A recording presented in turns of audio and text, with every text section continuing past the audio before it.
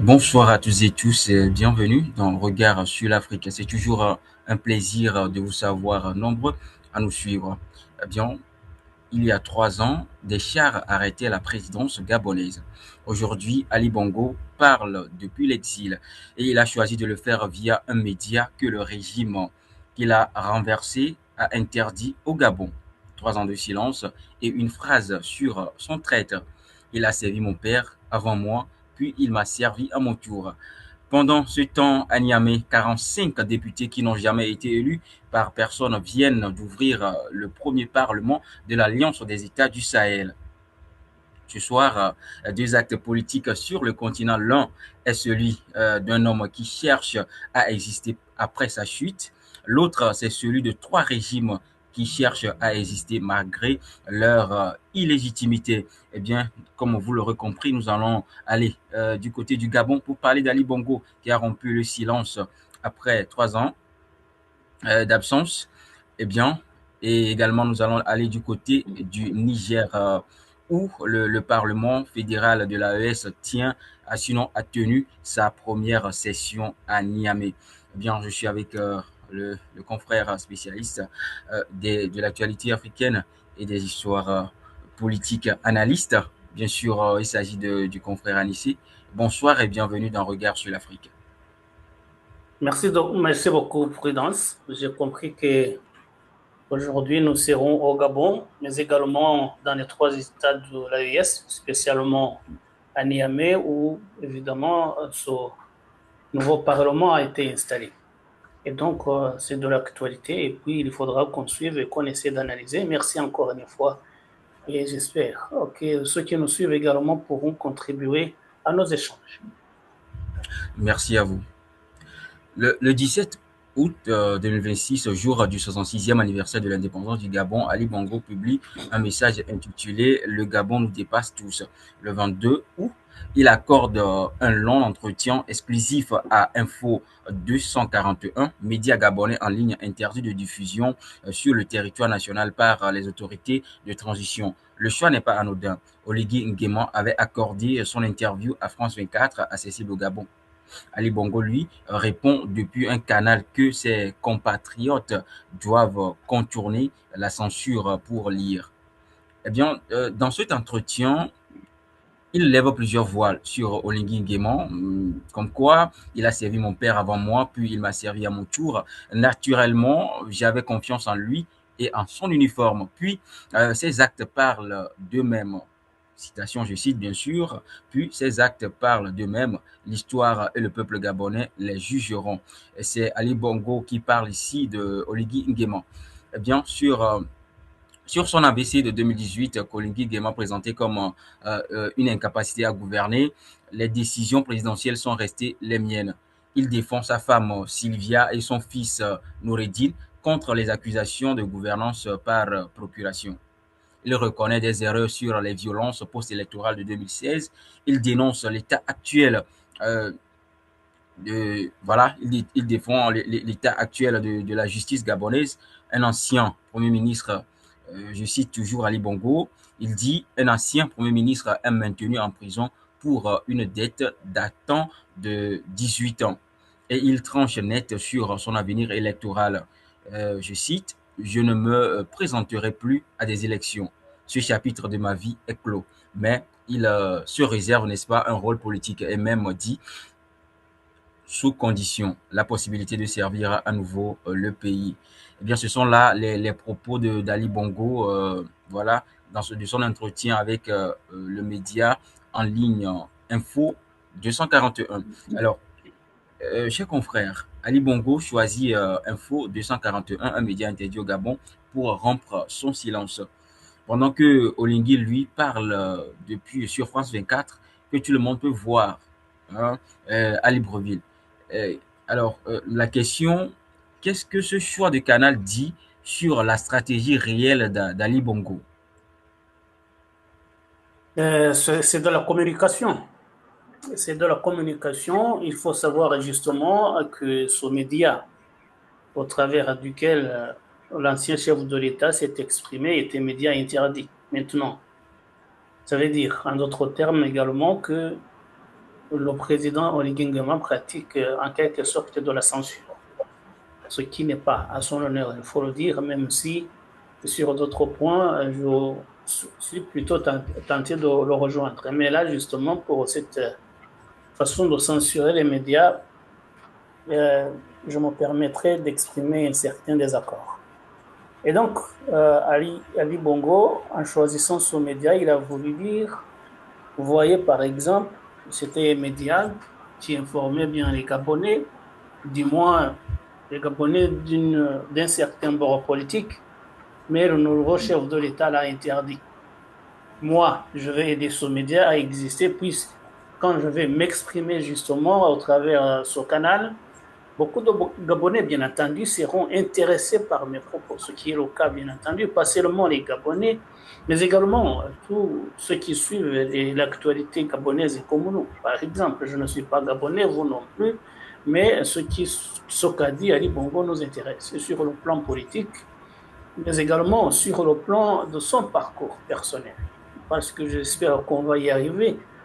Ali Bongo n'est pas n'importe qui, justement, quand il dit qu'il a servi son pays.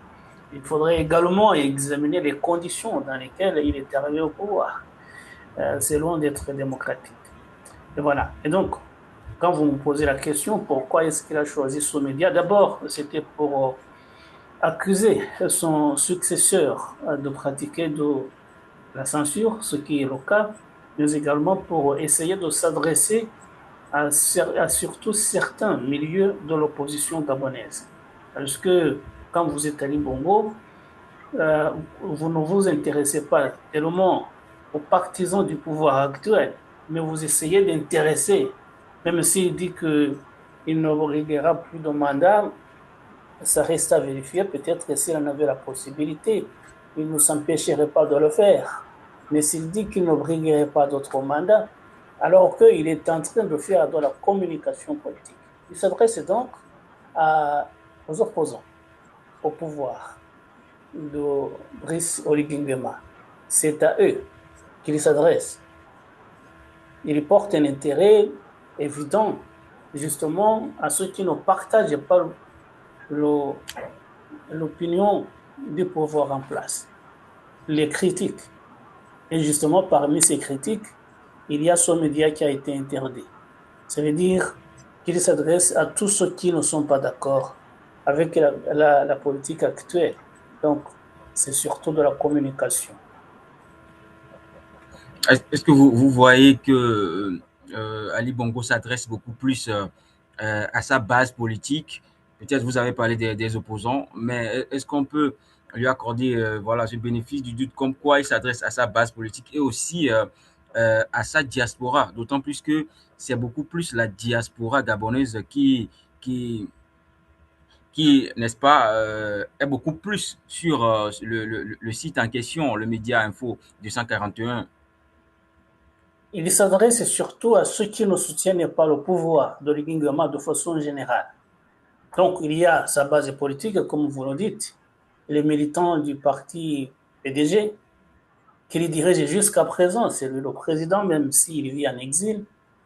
Et donc, il s'adresse aux partisans de ces formations politiques, qui a été celle de son père et de lui-même.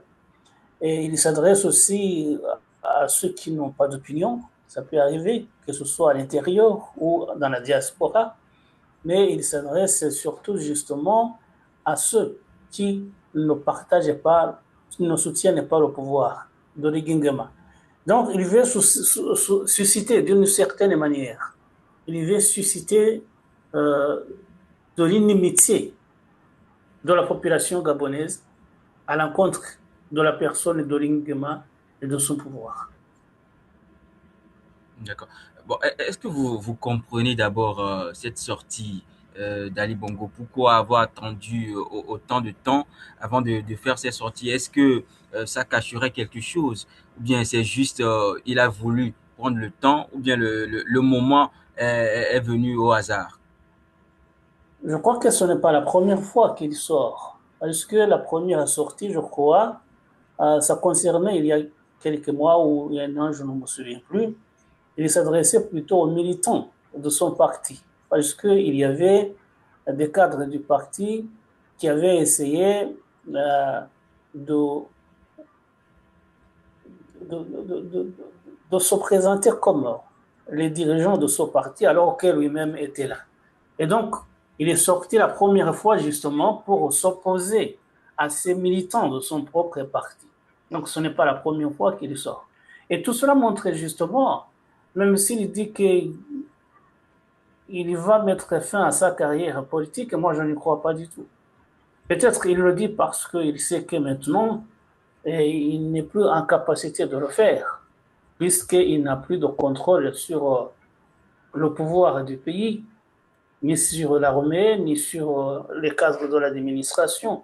Mais s'il en avait la possibilité, s'il y avait peut-être un certain soutien pour l'aider à reconquérir le pouvoir, je crois qu'il ne s'en priverait pas. Mais pour l'instant, justement, il le dit plus qu'il voit que le pouvoir appartient maintenant à quelqu'un d'autre. Et comme il sait qu'il n'a pas la possibilité de le lui enlever, il préfère dire qu'il va passer à autre chose. Alors, dans cet entretien, il a prononcé une phrase, la phrase sur Oligui Nguema qui dit, je cite, il a servi mon père avant moi, puis il m'a servi à mon tour. Naturellement, j'avais confiance en lui. Fin de citation. C'est de la déception ou c'est une accusation habillée en regret? Comment est-ce que C'est vous les percevez deux. cette phrase? C'est les deux. Justement, il a été déçu par l'acte posé par Brice Oligui Nguema et ses amis. Mais c'est la déception, bien sûr, mais c'est aussi de l'accusation. Il l'accuse de trahison. Mais ce qu'il faudrait voir, justement, il dit, il a servi mon père et il m'a servi moi. Comprenez qu'il dit lui-même qu'il a succédé à son père. C'est ce que je disais au début. Il a succédé à son père dans des conditions très peu démocratiques, puisque son père, qui venait de passer 42 ans au pouvoir, je crois, quand il est décédé, les cadres du parti, les caciques du pouvoir se sont arrangés pour que ce soit justement Ali Bongo, son fils, qui lui succède. Et quand il dit cela, bon, il accuse bien sûr Brice Oligui Nguema, mais il accuse aussi sa famille, parce que c'est une famille qui a instauré une sorte d'oligarchie dans le pays. Parce que normalement, le Gabon est une république démocratique d'ailleurs. Même le PDG, le parti qui était le parti justement d'Omar Bongo et d'Ali Bongo, ça veut dire Parti démocratique gabonais. Mais les conditions dans lesquelles ils ont exercé le pouvoir, surtout cette façon de, de faire en sorte que ce soit le fils qui succède à son père, évidemment, c'est très douteux, c'est très peu démocratique. Mais si on veut parler justement, parce qu'il parle de son successeur qui a renversé son pouvoir, il dit, il a servi mon père, il m'a servi moi-même, et donc il a été déçu. Mais ce qu'il ne dit pas, c'est que Oligui Nguema, bien sûr, et c'est là justement les raisons d'être déçu encore davantage, c'est que Oligui Nguema, d'après ce que j'apprends, et c'est qu'il est de la famille, peut-être un peu lointaine, mais il est de la famille également Mhm. de Bongo.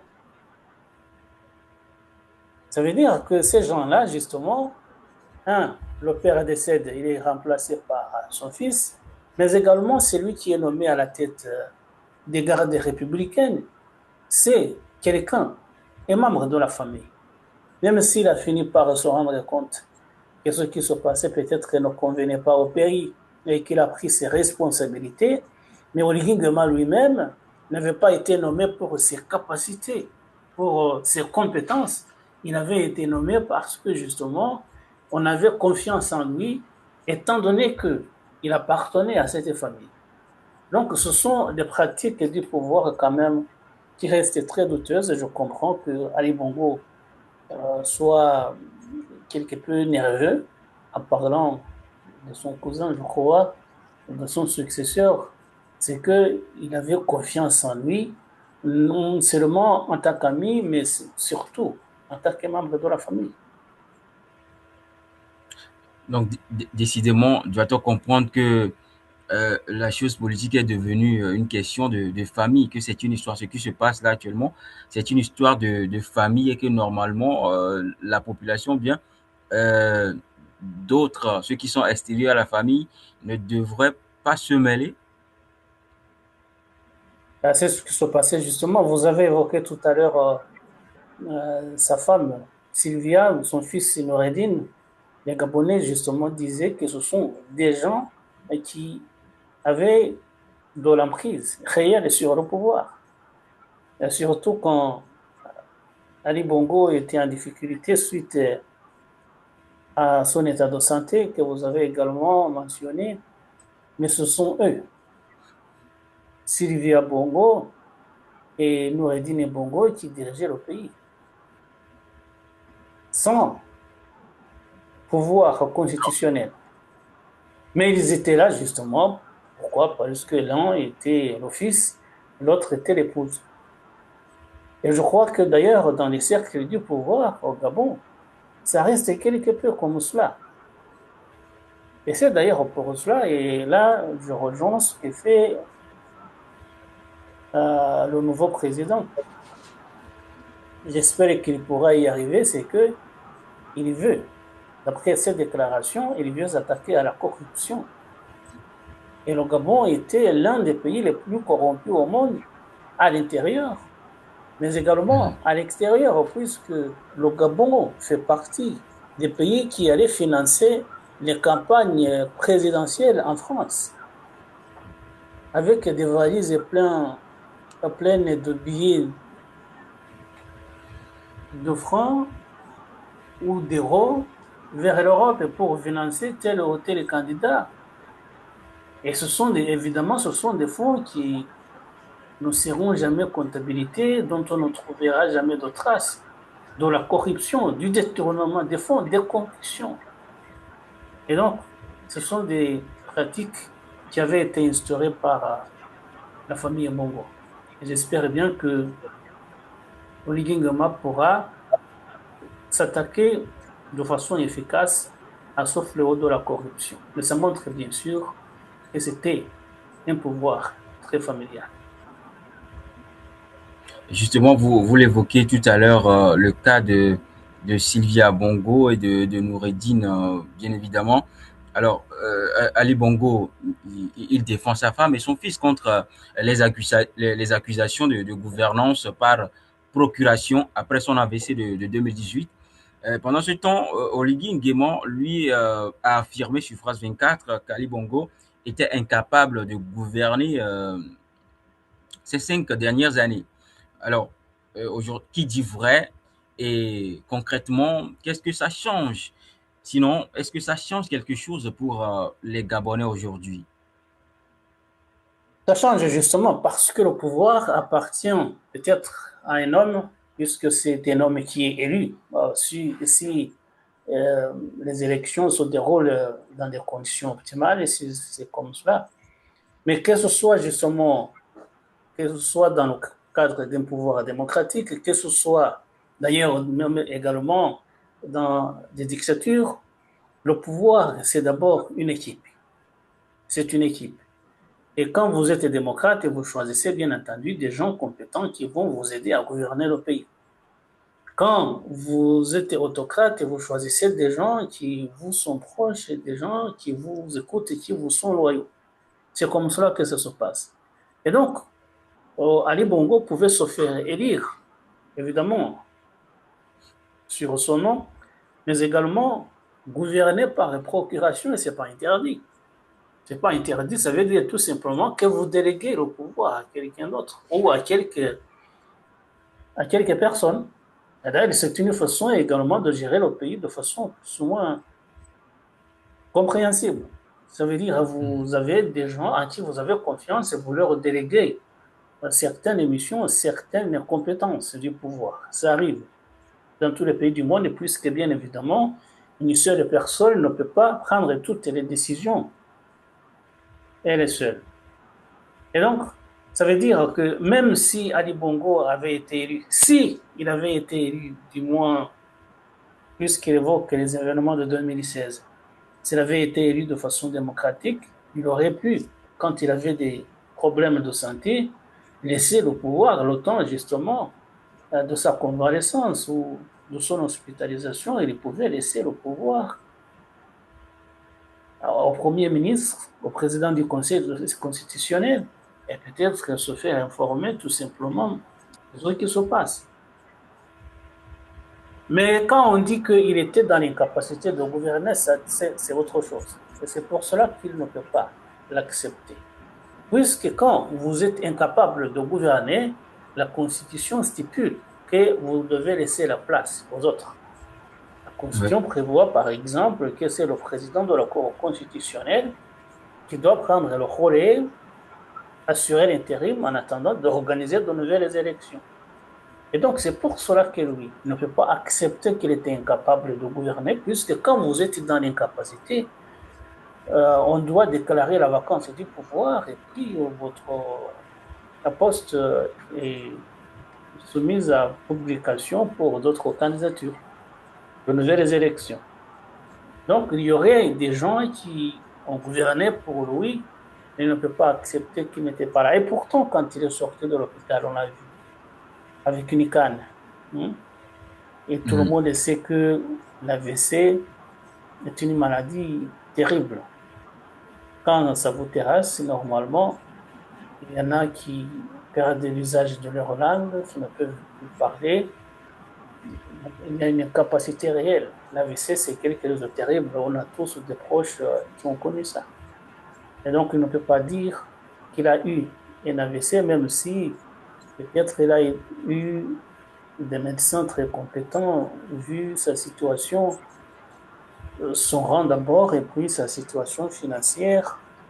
Il a bénéficié peut-être des soins les plus performants, j'en sais rien. Il ne peut pas dire qu'il a eu un AVC et qu'il n'a pas eu de séquelles. C'est pas possible. Et donc, ça veut dire, même maintenant, je pense, qu'il doit garder des traces de cette terrible maladie.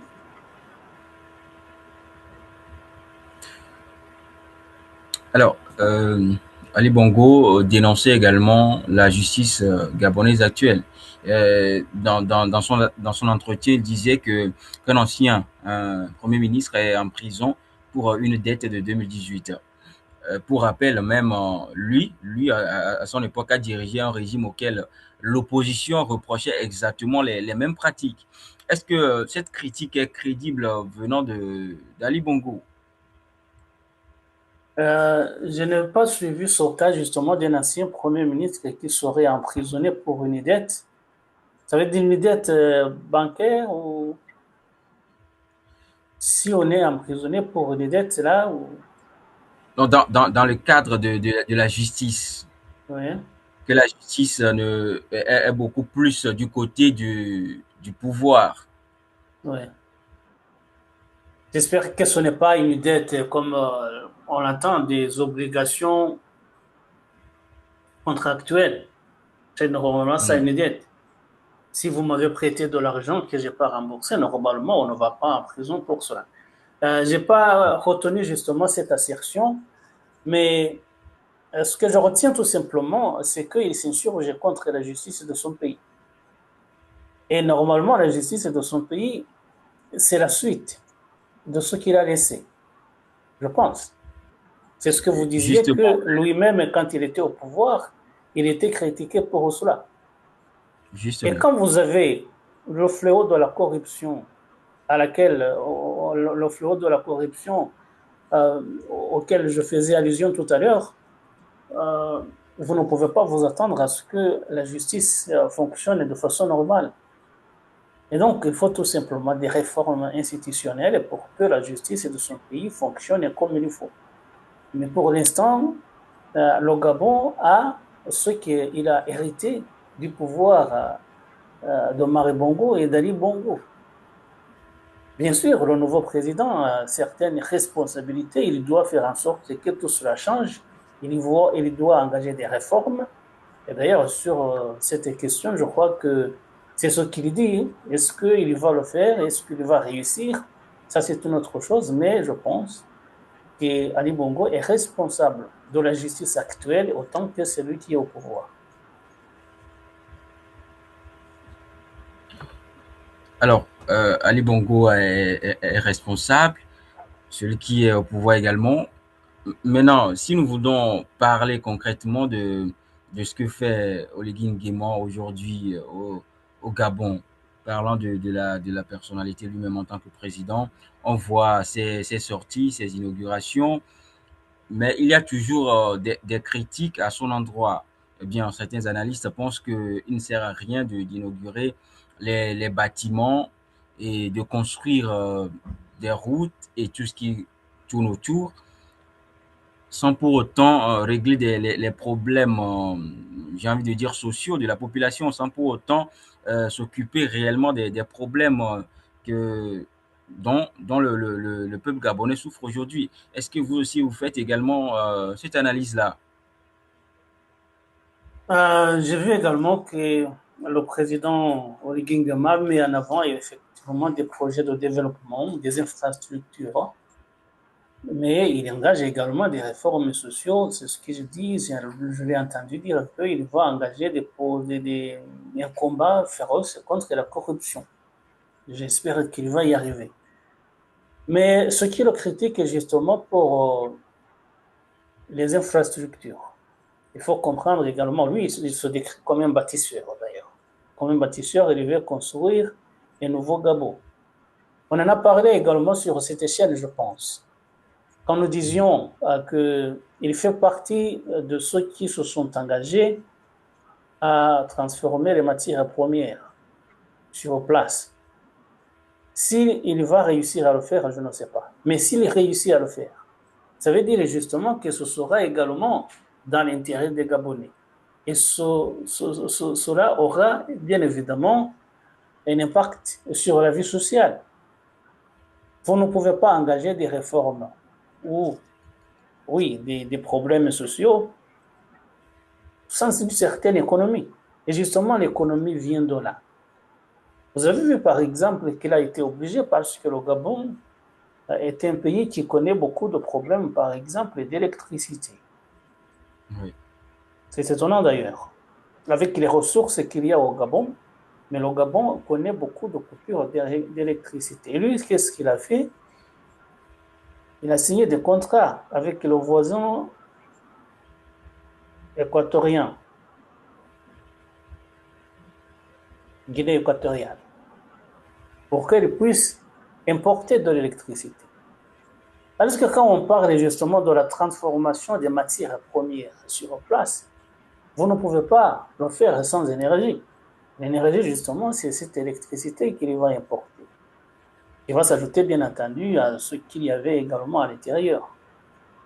Donc, les problèmes, je comprends ce qui le critique, mais ce sont des projets qui doivent aller de pair, en parallèle.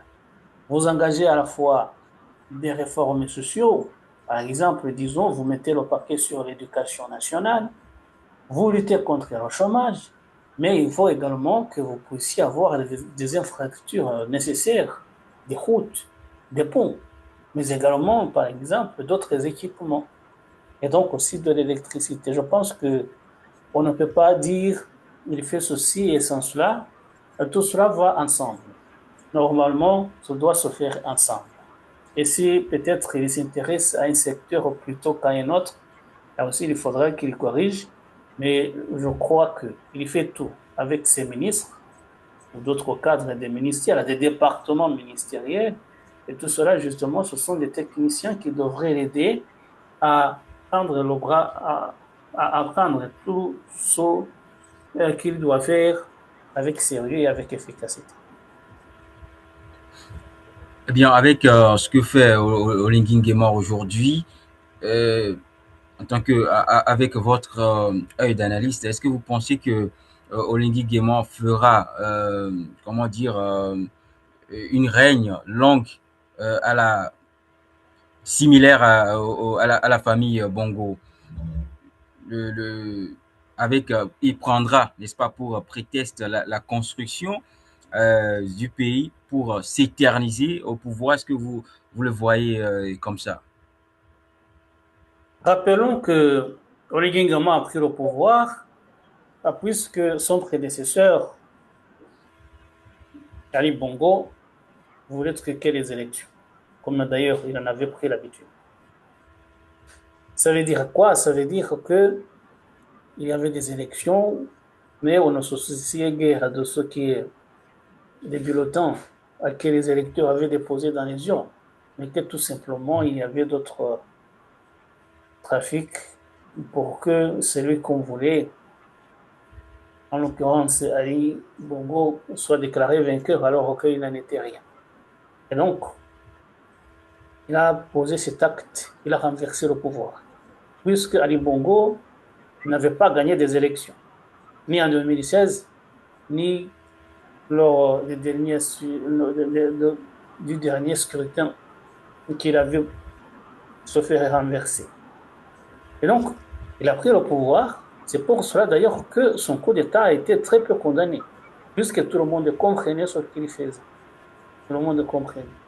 Et donc, s'il se mettait à faire à ce qu'il a combattu, ce pourquoi d'ailleurs, contre quoi il a pris le pouvoir, ça veut dire s'il se mettait à truquer les élections, s'il se mettait à changer la constitution pour qu'il s'éternise au pouvoir, ce serait tout le monde qui serait déçu. Ce n'est pas seulement Ali Bongo qui exprimerait sa déception, mais c'est tout le monde, et non seulement les Gabonais, mais également tous les observateurs qui suivent l'actualité du Gabon. Et j'espère donc, pour répondre à votre question, j'espère, je ne sais pas ce qu'il va faire, bien évidemment, puisque quand on arrive au pouvoir, on change de façon de voir, mais je pense j'espère qu'il ne va pas aller là.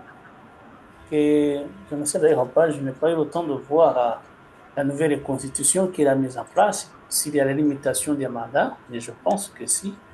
Et donc, s'il y a une limitation de mandats, j'espère qu'il va respecter cette disposition constitutionnelle et laisser le pouvoir aux autres. Parce que l'alternance est très nécessaire et c'est un des piliers de la démocratie. Justement. Merci beaucoup, cher confrère.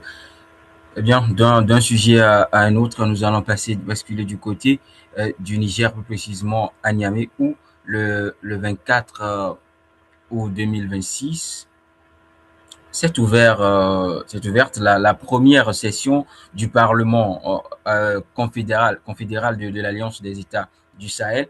45 députés siègent, c'est-à-dire 15 par pays, désignés par les assemblées de transition du Burkina Faso, du Mali et du Niger. Aucun n'a été élu par les citoyens de l'AES. À sa tête, Ousmane Bougouma, qui préside simultanément l'Assemblée législative de transition du Burkina Faso. Eh bien, la session s'est tenue dans la grande salle du palais des congrès de Niamey, en présence des délégations officielles, dont des représentants du Togo et du Tchad, pays qui n'ont pas rejoint l'AES, mais observent de près, voilà, ce qui se passe dans ces États-là. Alors, un parlement de 45 membres désigné par des assemblées nommées par des juntes militaires qui s'autoproclament, n'est-ce pas, représentants des populations du Burkina, du Mali et du Niger. Eh bien, avec quel mandat? Ce sera la question. Est-ce qu'ils sont là pour s'éterniser ou il y aura concrètement un mandat pour voilà, ces 45 membres qui siègent actuellement au Parlement confédéral? Quand vous allez voir la nature des pouvoirs qui sont en place au Burkina Faso, au Mali et au Niger, vous comprenez que la démocratie n'est pas leur affaire. Et d'ailleurs, j'ai entendu dire le président burkinabé, Ibrahim Traoré, il faudrait oublier la démocratie. la démocratie à l'occidental. Ce n'est pas son affaire. Il ne veut pas entendre parler des élections. Et tous les deux autres dirigeants, ses amis, que ce soit Assimi Goïta, que ce soit Abdurrahman Etiani, pensent de la même manière. D'ailleurs, vous avez vu, ils ont fait adopter des chartes de la refondation, je pense qu'ils appellent cela comme ça, des chartes de la refondation, adoptées par leurs partisans, pas de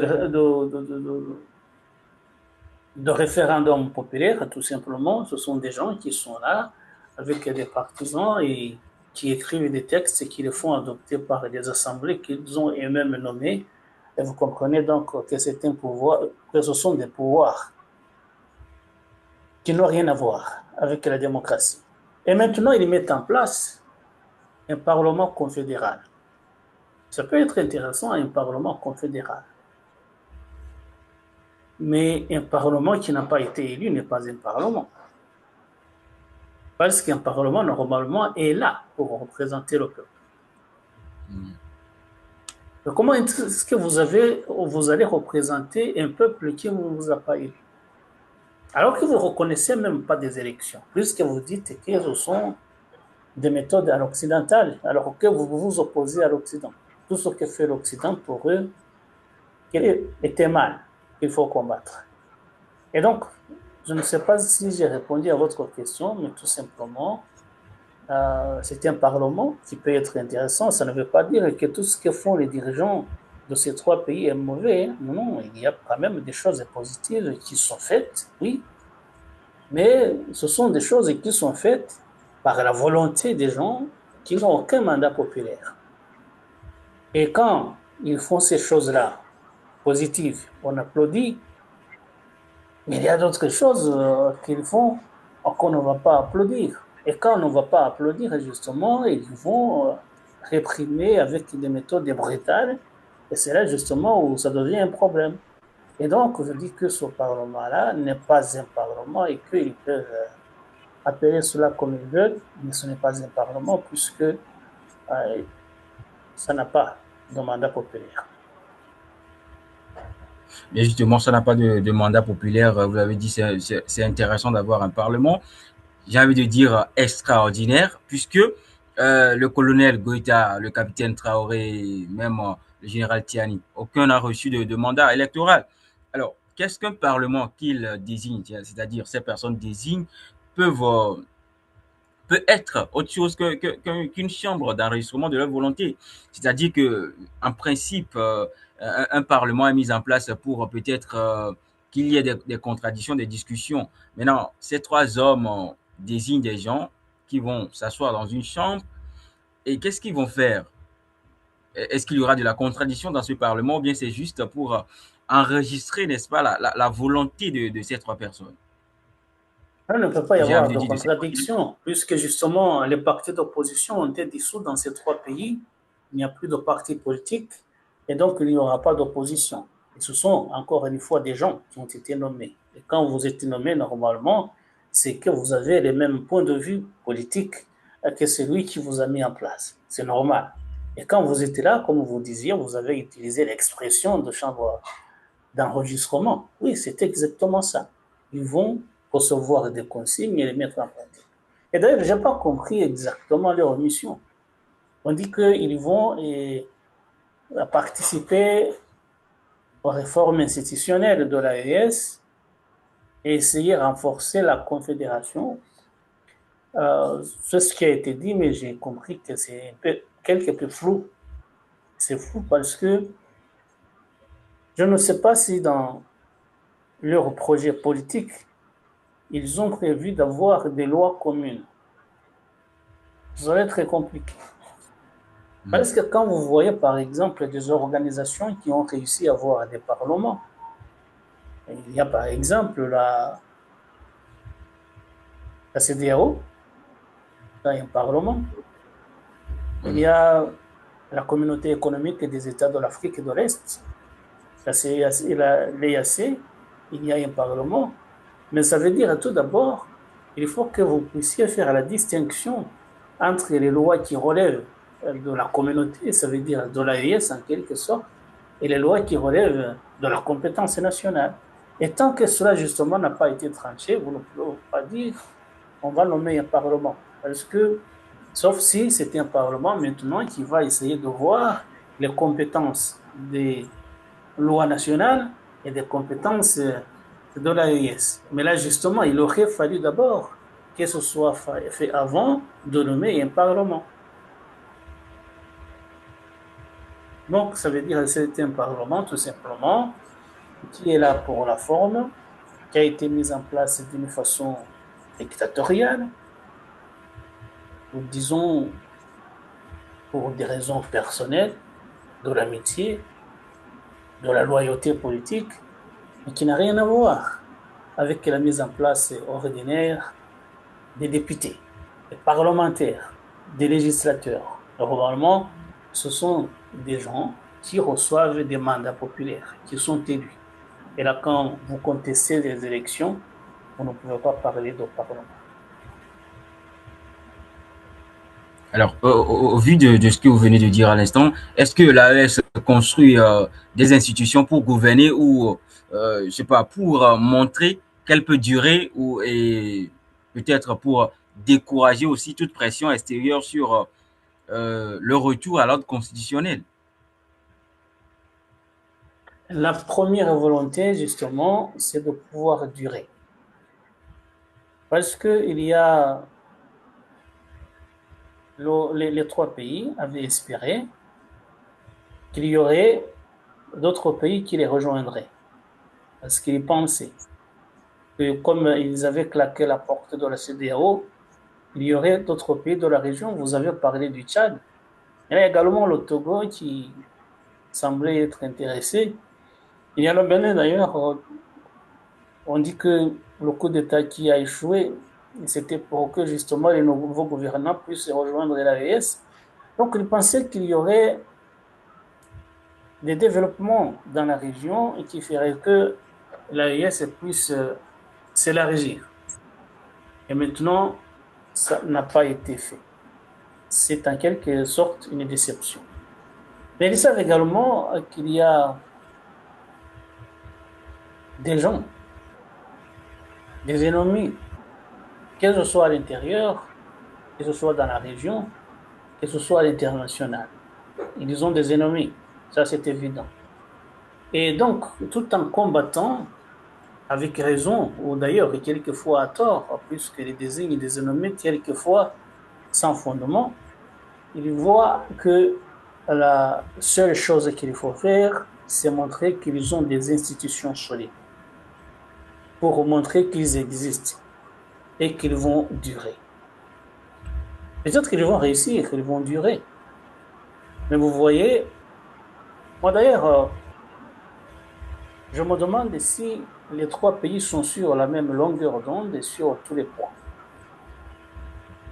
Quand vous suivez le discours du président Tiani, qui accuse les voisins, comme le Nigeria, comme la Côte d'Ivoire, le Bénin maintenant, il a baissé un peu le ton. Quand vous voyez ce qu'il fait, il accuse tous azimuts les pays de la région, il accuse la France, il accuse ceux qu'il appelle des impérialistes. Vous voyez que c'est quelqu'un qui est très remonté. Mais quand vous voyez le comportement maintenant du Mali, qui vient de franchir un autre pas, en se réconciliant avec son voisin du Nord, l'Algérie, vous avez entendu que le Premier ministre, par exemple, Abdoulaye Maïga, était en début de semaine en Algérie. Ça veut dire que ce sont des efforts qui visent à ramener la paix dans la région en passant par le dialogue. Alors que quand on voit le comportement du général Tiani, on pense lui qu'il est plus belliqueux. C'est lui qui a dit, par exemple, que dans ce qui se passe au Mali, on ne va pas déclarer publiquement qu'on va aider. Mais on n'a pas vu un seul soldat nigérien ou burkinabé aller combattre les djihadistes au Mali, même si les deux pays ont le propre problème sécuritaire. Mais on voit justement les comportements C'est pas la même chose, c'est pas la même histoire.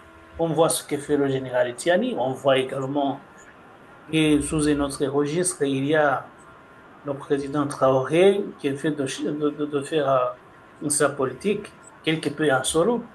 Mais il y a maintenant le Mali qui vient de franchir un autre pas en se réconciliant avec ceux qu'il qualifiait hier des ennemis.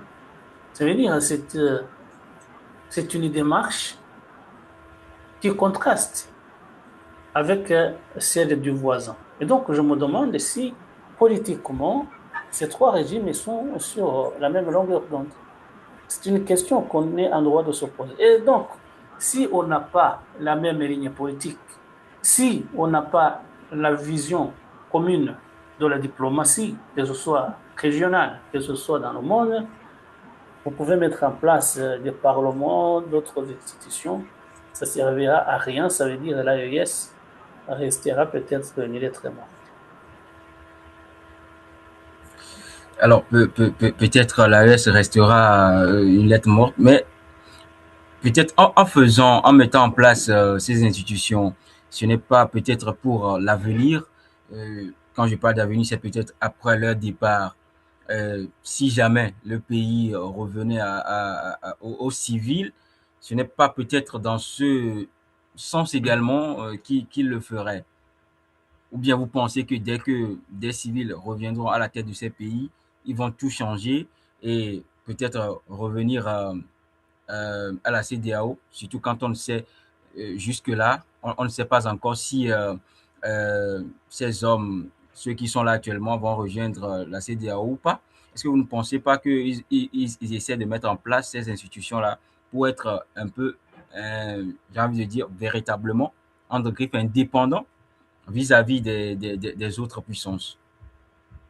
Bon, ça dépendra du temps que ces trois hommes vont passer au pouvoir.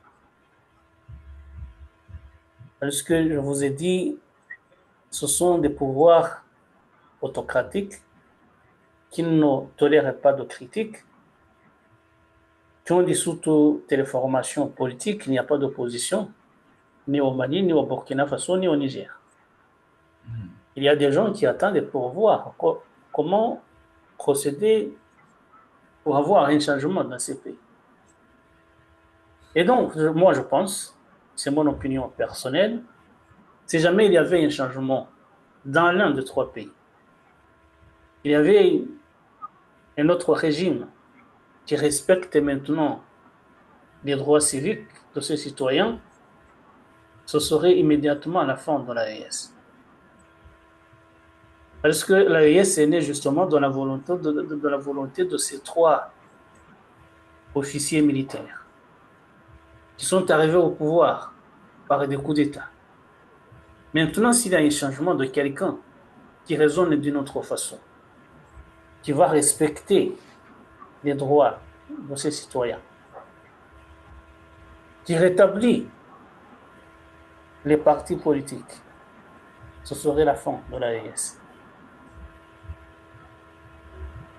Parce que s'il reste deux, les deux membres ne vont pas constituer une organisation, une confédération comme ils le disent. Donc, pour moi, c'est une organisation limitée dans le temps. Et si peut-être ils vont durer longtemps, ils durent longtemps, disons 20 ans, 30 ans, ça veut dire alors l'AES aura eu la possibilité de se consolider.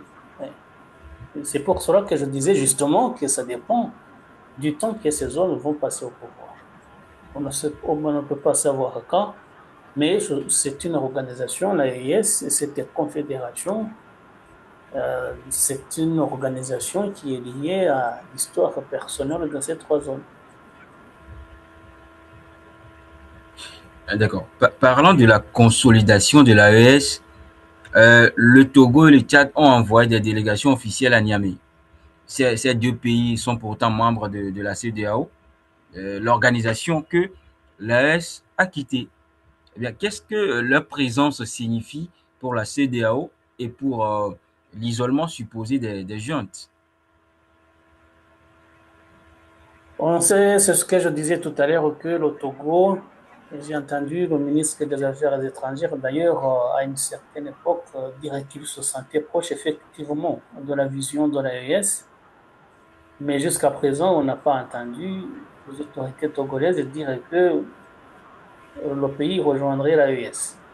Le Tchad également essaie d'entretenir de bonnes relations avec les trois pays. Mais à ma connaissance, le Tchad n'a pas exprimé sa volonté de rejoindre cette confédération. Ce qui veut dire justement le fait d'envoyer des représentants à cette manifestation, c'est pour moi de la courtoisie. Un geste diplomatique pour évidemment rester en bon terme avec les pouvoirs, mais cela ne veut pas dire que ces pays-là sont intéressés. Bon, ils peuvent être intéressés, mais je ne crois pas que, du moins dans les médias, ils expriment la volonté d'adhérer à la Confédération.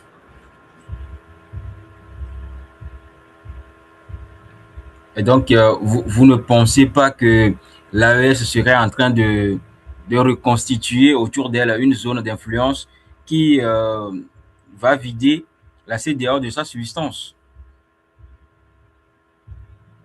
Parce que dans tous les cas, chaque gouvernant est quelque peu pragmatique.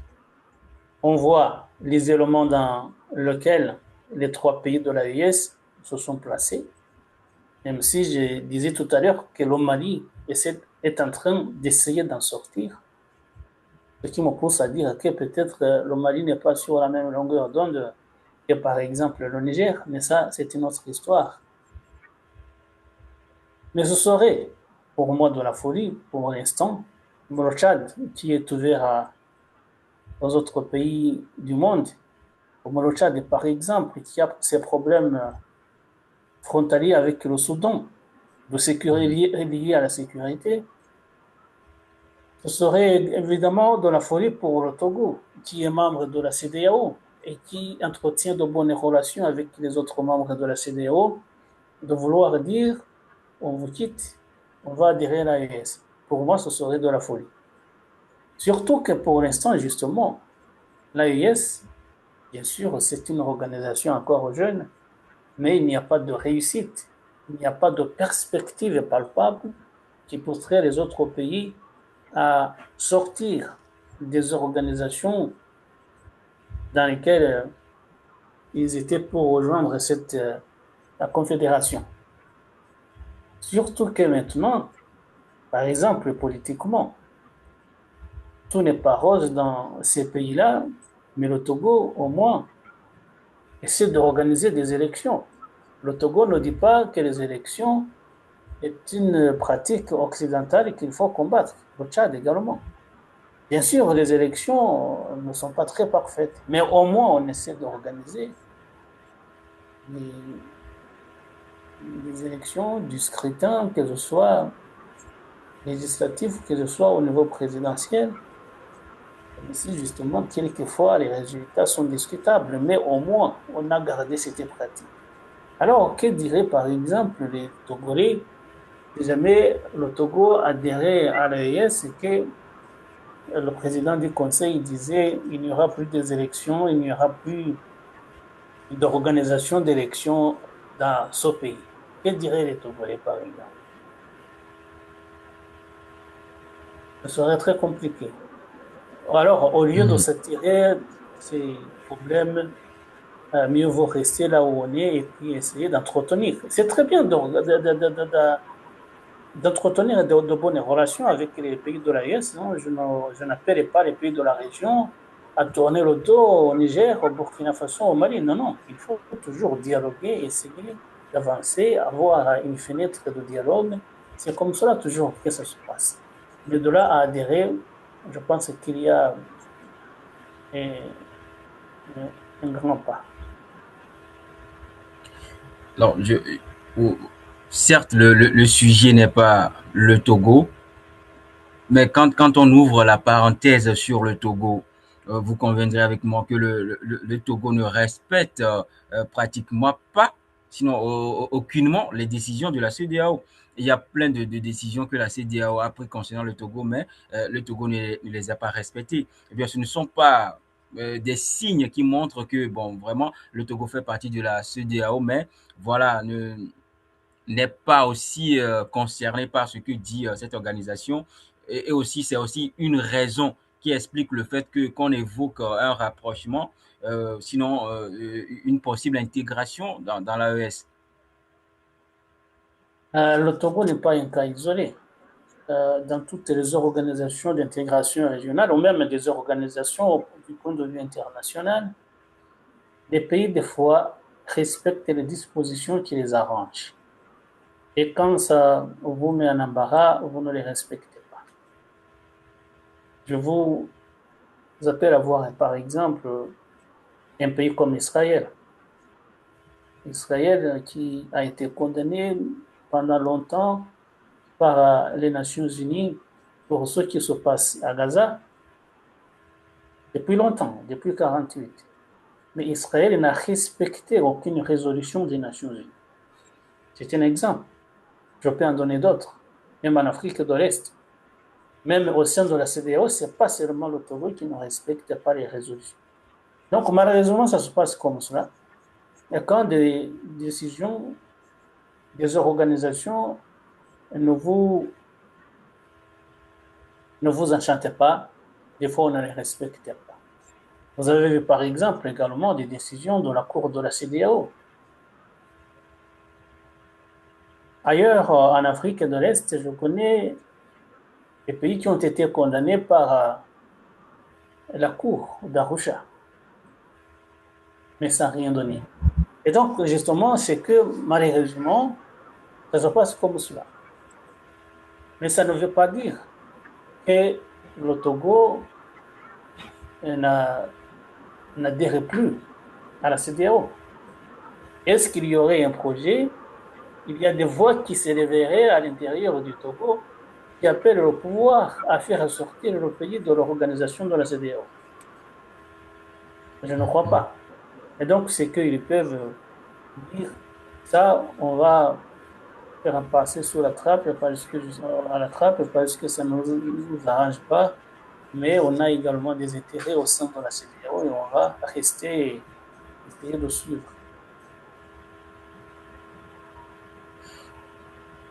Bien, merci beaucoup. Alors peut-être une dernière question avant de clôturer cette émission.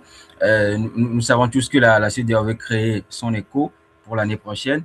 Est-ce que vous voyez également l'AES créer, en train de créer une monnaie unique pour voilà leur zone uniquement? Il faut préciser quand même qu'ils ont déjà le passeport, les choses avancent à bon train. Ils ont maintenant un parlement confédéral.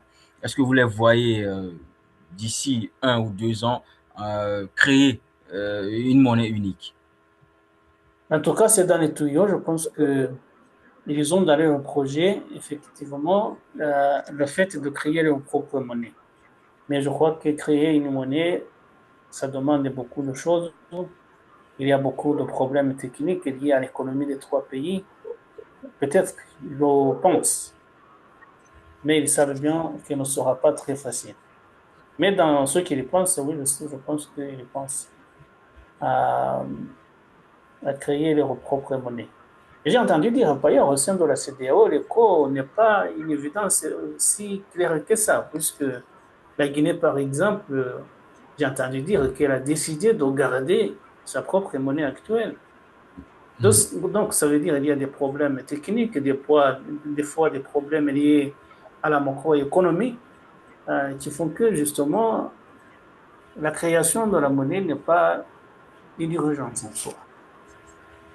Donc, je pense, pour répondre à votre question, oui, c'est dans leur projet, mais ils sont conscients que ça ne va pas être une tâche facile. Merci beaucoup, chers confrères. Merci également à vous qui nous avez suivis tout au long de cet échange. N'hésitez pas à partager autour de vous cette émission et surtout à liker et à commenter, bien évidemment. Alors, chers confrères, peut-être vous avez un dernier mot avant qu'on ne clôture définitivement cette émission. Non, non, je pense que c'était intéressant, et puis on va essayer de voir Ali Bongo s'il va rentrer, si il va être bien traité au sein de son pays par le nouveau pouvoir. C'est quelque chose qu'il faudrait voir. Aussi lui-même va sauter le pas et effectivement rentrer dans son pays, ce serait compliqué. Et puis pour ce qui est justement du Parlement de la l'AES, et pour moi, ce n'est pas un Parlement puisque que ce soit le Mali, le Burkina Faso, que ce soit le Niger, il n'y a pas eu d'élection législative et donc ce n'est pas un Parlement si on n'a pas reçu de mandat populaire. Et donc, merci beaucoup, Prudence, et j'espère que vous allez passer un excellent week-end. Merci beaucoup et excellent week-end à vous également et à ceux qui nous suivent. Vous avez dit quelque chose, je voudrais qu'on parte avec ça. En politique, sinon, en politique africaine, l'absence de légitimité n'a jamais empêché personne de gouverner. Alors, on se dit, voilà, à très bientôt. Sinon, à la semaine prochaine pour un nouveau numéro de Regard sur l'Afrique. D'ici là, portez-vous bien et passez un excellent week-end. Merci beaucoup.